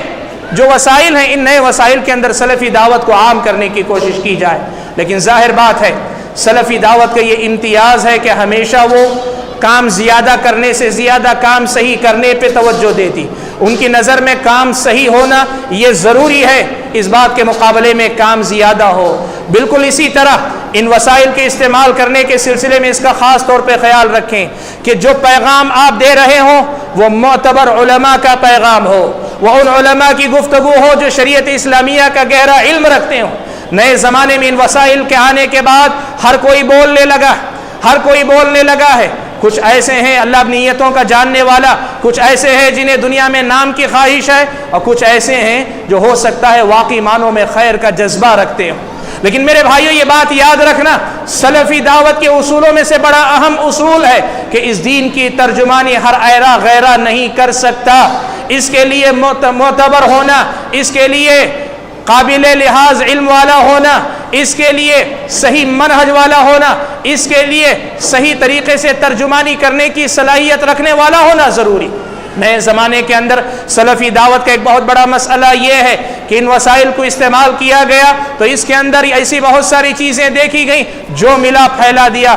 جس کو جو صحیح لگا اس نے عام کر دیا، واٹس ایپ پہ عام کر دیا، فیس بک پہ عام کر دیا، خود اپنے گھر میں بیٹھا اپنا ایک ویڈیو بنایا اپلوڈ کر دیا، خود اپنے ساتھیوں کے ساتھ بیٹھا اپنا ایک ویڈیو بنایا یوٹیوب پہ ڈال دیا۔ یہ طریقہ نہیں ہے سلفی دعوت کو عام کرنے کا۔ آپ کو اگر شوق پورا کرنا ہے کسی اور طریقے سے پورا کیجیے۔ آپ کو اگر دعوت و تبلیغ کا کام کرنا ہے آپ اپنی استطاعت کے مطابق اپنے بھائیوں پڑوسیوں کو سمجھائیے، لیکن اس میڈیا میں آ کر بات کرنے کی جہاں تک بات ہے ان کو سامنے آنا چاہیے جو اس کے اہل ہیں، اور ان کو سامنے لایا جانا چاہیے جو اس کی استطاعت رکھتے ہوں۔ بھائیوں، اس کا مقصد نہ تو کسی کی ہمت کو پست کرنا ہے، نہ کسی کی نیت پہ حملہ کرنا ہے، نہ کسی کو نچلا دکھانا ہے، بلکہ سلفی دعوت کے سلسلے میں جو اس کی منہجی بنیاد ہے اس کی یاد دہانی کروانا ہے کہ ان وسائل کے استعمال میں وہی علماء سامنے رہیں جو امت کے اندر اس اسلام کی صحیح ترجمانی کر سکتے ہوں۔ حاضرین گرامی، عصر حاضر میں جو صورتحال ہمارے سامنے ہے اس کے لازمی تقاضوں میں سے ایک اور تقاضا یہ بھی ہے کہ سلفی دعوت بالخصوص عالم عرب میں اور یہاں عام طور پر بہت کم علاقوں میں لیکن تھوڑا بہت ایک بیماری کا شکار ہے، اور وہ بیماری ہے جرح و تعدیل کے قواعد کو تطبیق دینے کے سلسلے میں نوجوانوں کی جلد بازی۔ بھائیو، یہ جرح و تعدیل کیا ہے یہ آپ میں سے بہت سارے ہو سکتا ہے نہیں جانتے ہو۔ جو نہیں جانتے ٹھیک ہے، ان کے لیے کوئی مسئلہ ہے۔ جو لوگ جانتے ہیں وہ جانتے ہیں کہ اس وقت سلفی دعوت سے جڑے ہوئے نوجوانوں میں سے بعض نوجوان ایسے ہیں جو اس چیز کو اپنا معمول بنائے ہوئے ہیں کہ فلاں آدمی عالم نہیں، فلاں آدمی عالم نہیں، فلاں آدمی عالم نہیں۔ میں یہ بات بتانا چاہوں گا کہ یہ منہج سلف صالحین کے منہج کے اصولوں میں سے بڑا اہم اصول ہے۔ جرح و تعدیل کا باب حق و باطل کی تمیز کے سلسلے میں بنیادی کردار ادا کرتا ہے، لیکن ایک بات یاد رکھنا، پرانے زمانے میں یہ کام وقت کے بڑے علماء کیا کرتے تھے، راسخین فی العلم کیا کرتے تھے، اساتین علم کرتے تھے، کبار علماء کرتے تھے۔ آج کے زمانے میں ہو یہ رہا ہے کہ کبار علماء بڑے علماء کر رہے ہیں، اور بڑے علماء کا نام لے کر کچھ نوجوان اپنی طرف سے بھی کرتے جا رہے ہیں۔ مسئلہ بڑے علماء کا نہیں، جو نوجوان علماء کا نام لے کر اپنی طرف سے کرتے نکل گئے، ان لوگوں کی طرف سے سلفی دعوت بڑے نقصان کا شکار ہو رہی ہے۔ جو علماء بڑے ہیں ان کے طرف مسائل کو لوٹاؤ۔ آج کے زمانے میں بھی کسی آدمی کے متعلق آپ کو تفتیش کرنی ہے، اس کا مسئلہ بڑے علماء کی طرف لوٹاؤ۔ آپ بڑے علماء کا نام لے کر ان کے فرمودات اور ان کے جملوں کو لے کر آپ فلاں اور فلاں پہ چسپاں کرتے چلے جائیں گے، نتیجہ کیا ہوگا؟ وہی صورتحال دیکھنے میں ملے گی جو آج ہے۔ میرے بھائیوں، آج آپ کو میں بتاؤں، جرح و تعدیل سلف صالحین کے زمانے میں بھی اپنایا جاتا تھا۔ سلف صالحین کے زمانے میں بھی جرح و تعدیل کا یہ میدان موجود تھا، لیکن کبھی انتشار کی وہ صورت نہیں دیکھی گئی جو آج دیکھنے میں آ رہی ہے۔ اس کا مطلب یہی ہوا کہ جرح و تعدیل پرانے زمانے میں بھی تھا، آج بھی ہو رہا ہے۔ پہلے انتشار نہیں ہوا، آج اگر ہو رہا ہے تو اس کا مطلب یہ ہوا کہ جرح و تعدیل کی میدان میں کہیں نہ کہیں کوئی بڑی غلطی ہو رہی ہے، اور وہ بڑی غلطی یہی ہے کہ بڑے علماء کے بات کرنے کے بجائے غیر نوجوان وہ خود اپنے ہاتھ میں جرح و تعدیل کا میدان لیے ہوئے اور وہ کہتے ہیں فلاں آدمی عالم نہیں، فلاں آدمی عالم نہیں۔ ہم نصیحت کرتے ہیں اپنے آپ کو اور ان نوجوانوں کو بھی کہ آپ نوجوان ہیں، آپ کے اندر منہج کی درستگی جاننے کا جذبہ، علماء کی طرف رجوع کیجئے، علماء کی باتیں لے کر آپ چسپاں مت کیجئے، وہ باتیں بھی انہی علماء کو چسپاں کرنے دیجئے۔ آپ اگر کوئی ایسا شخص ہے جس کے بارے میں آپ کو معلومات لینی ہے، اس سے متعلق صحیح حالات علماء کے سامنے رکھ کے پوچھیں، آپ کو اس کی اجازت ہو سکتی ہے۔ عصر حاضر میں سلفی دعوت جن مسائل کا شکار ہے، ان مسائل میں سے ایک بڑا اہم مسئلہ یہ بھی ہے۔ میرے بھائیوں، بات بہت دور تک چلی گئی، دو اہم باتیں مختصر کہہ کے اپنی بات ختم کرنا چاہوں گا۔ بھائیوں،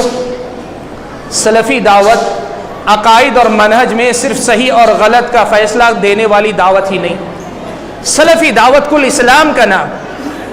اور اگر ہم اپنے آپ کو سلفی دعوت سے جڑا ہوا مانتے ہیں تب میری اور آپ کی یہ ذمہ داری بنتی ہے کہ یہ سلف کا منہج میری اور آپ کی گفتگو سے زیادہ میرے اور آپ کے عمل میں ہونا چاہیے۔ آج یہ سلفی دعوت کا بہت بڑا المیہ ہے کہ اس دعوت کو ایسے افراد کی بڑی کمی ہے جن کے قول و فعل، جن کے قول سے زیادہ ان کا کردار بولتا ہو، جن کی زبانوں سے زیادہ ان کے اپنے اعمال ترجمانی کرتے ہو۔ میں اپنے آپ کو خود اس میں شامل کر کے بات کر رہا ہوں، بدقسمتی، اللہ ہمارے حال پہ رحم فرمائے۔ سچائی یہ ہے کہ ہمارے اپنے اسلاف کے اندر سلفیت کا جو مفہوم تھا وہ کسی نظریاتی لڑائی کا نہیں تھا۔ اسلام کو نہ صرف یہ کہ سمجھنے سمجھانے کی بات تھی، اسلام کو اسی طریقے سے اپنانے کی بات تھی۔ عبادتیں ان کی غیر معمولی تھیں، معاملات ان کے بالکل صاف و شفاف تھے، کتاب و سنت کی تعلیمات پہ اپنا سر جھکا دیا کرتے تھے، اپنے نفس کی خواہشات کو قرآن و سنت کے سامنے کوئی حیثیت نہیں دیا کرتے تھے۔ بدقسمتی یہ ہے کہ آج جیسے میں نے کہا ہندوستان کے تناظر میں بات کروں تو کہوں کہ آج سلفی دعوت سے جڑے ہوئے ہم احباب کو اس پہلو پہ توجہ دینے کی ضرورت ہے کہ ہم اپنے کردار میں بھی واقعی معنوں میں سلف کا نمونہ بنیں، قرآن کی تعلیمات کو اپنی زندگی میں لائیں، پیارے نبی صلی اللہ علیہ وسلم کی سنت کا پیروکار بنائیں اپنے آپ کو۔ ہمارے اسلاف ایسے تھے، لوگ ان کو دیکھ کر سمجھ جاتے تھے کہ واقعی معنوں میں یہ ایسے ہیں کہ ان کی اپنی زندگی واقعی معنوں میں نمونہ۔ شبلی نعمانی نے جو کہ غیر سلفی عالم گزرے ہیں، شبلی نے ایک بات لکھی ایک اہل حدیث عالم کے متعلق، شیخ عبد الجبار غزنوی رحمۃ اللہ علیہ کے متعلق یہ بات لکھی ہے کہ میں جب ان کی مجلس میں شریک ہوا اور ان کی زبان سے جب بھی کبھی میں نے اللہ کا لفظ سنا، میرا دل مجھے یوں لگا کہ میرے سینے سے نکل کے باہر آ جائے۔ بھائیو، علماء تھے تو ایسے علماء تھے، اور عوام بھی تھی تو ایسی عوام تھی کہ ان کا اپنا عمل ان کی اپنی سلفیت کا ترجمان تھا۔ بھائیو، یہ نصیحت ہے سب سے پہلے میں اپنے آپ کو، پھر آپ سبھی حضرات اور خواتین کو کرنا چاہتا ہوں۔ عصر حاضر میں سلفی دعوت کا یہ بڑا اہم تقاضا ہے کہ ہماری دعوت ہمارے کردار سے بھی پھیلے، ہماری دعوت ہماری گفتگو سے بھی پھیلے، ہماری دعوت ہماری صبح و شام سے پھیلے، ہماری مجلسیں سلفی ہوں، ہمارا اپنا اعمال سلف کے منہج پر ہو۔ اس کی فکر مجھ کو اور آپ کو کرنی چاہیے۔ اور آخری بات جو اس سلسلے میں کہنا چاہوں گا وہ یہ ہے کہ ہم اور آپ سلفی دعوت کے لیے کام کرنے والے، سلف کی دعوت کو عام کرنے والے احباب، اس دعوت کے لیے دعا کرنے کا اہتمام کیا کریں۔ دعا ایک ایسی چیز ہے جو میری اور آپ کی زندگی کے تقریباً مسائل کا حل رکھتی ہے۔ اللہ تعالیٰ کی مرضی کے بعد دعا انسان کے پاس سب سے بڑا ہتھیار ہے، سب سے بڑا ذریعہ ہے، اپنے مسائل کو اللہ تعالیٰ کے پاس حل کرانے کا سب سے بڑا ذریعہ ہے۔ لیکن بدقسمتی یہ ہے کہ ہم میں سے بہت سارے ایسے ہیں دن میں ایک پورا 10 گھنٹے تک محنت کریں گے دعوت و تبلیغ پر، لیکن اپنی دعاؤں میں اس دعوت کے لیے اور اس امت کے لیے کہ یہ دعوت اس امت کی سمجھ میں آئے، ہم دعا کرنے کے معاملے میں بڑے کوتاہ واقع ہوئے ہیں۔ عصر حاضر میں یہ بھی میری اور آپ کی ذمہ داری بنتی ہے کہ ہم اپنی دعاؤں میں اس دعوت کو بھی جگہ دیں، اسلام کے لیے دعا کریں، مسلمانوں کے لیے دعا کریں، سلفی دعوت کے لیے دعا کریں، یہ سلفی دعوت پوری امت تک پہنچے اس کے لیے دعا کریں، یہ میری اور آپ کی ذمہ داری بنتی ہے۔ حاضرین گرامی،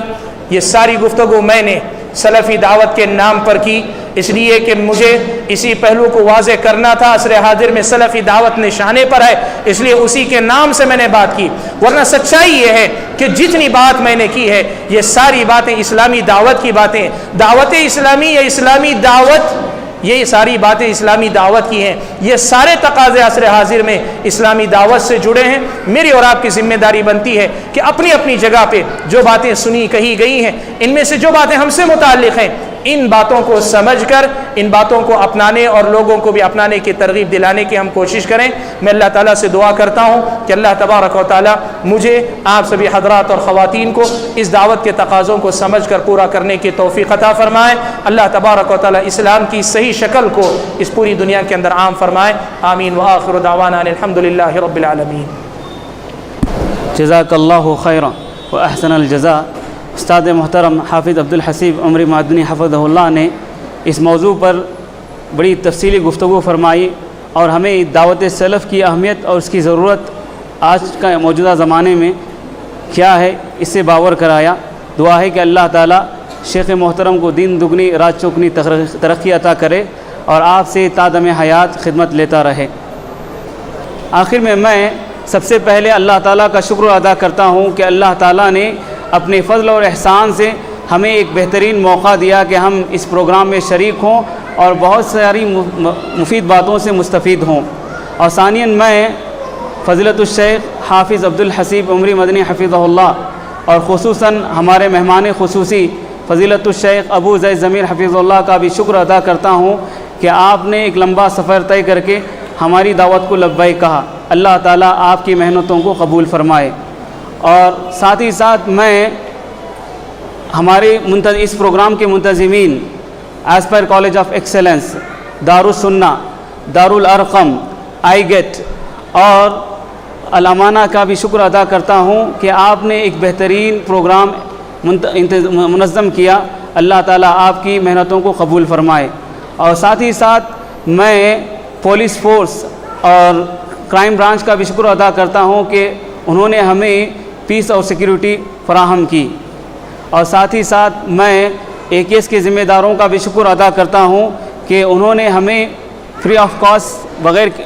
مفت میں اس پروگرام کو چلانے کے لیے حال انتظام فرمایا عطا کیا۔ دعا ہے کہ اللہ تعالیٰ ہم سب کی محنتوں کو قبول فرمائے، اور جو حضرات اس پروگرام میں شریک ہوئے، اس پروگرام کو اپنی شرکت سے نوازا، اللہ تعالیٰ ان کی محنتوں کو بھی قبول فرمائے۔ اللہ تعالیٰ ہم سے تا دم حیات دین کی خدمت لیتا رہے۔ انشاءاللہ